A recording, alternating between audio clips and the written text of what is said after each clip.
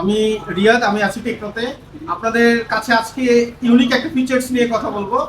আমাদের ফ্ল্যাশ স্ন্যাপটা কি, আসলে এটা কিভাবে কাজ করে আমরা এটা দেখাবো। আমাদের নিউ দুটি phone, Camon 40 and Camon 40 pro, দুটি ফোনে ফ্ল্যাশ স্ন্যাপ অপশনটি দেওয়া আছে। চলুন দেখি আমাদের ফ্ল্যাশ স্ন্যাপটা কিভাবে কাজ করবে। ক্যামেরাতে ক্যামেরাতে যাওয়ার পরে আমরা ফ্ল্যাশ স্ন্যাপ অপশনটি অন করে নিব। অন করে নেওয়ার পরে জাস্ট দেখেন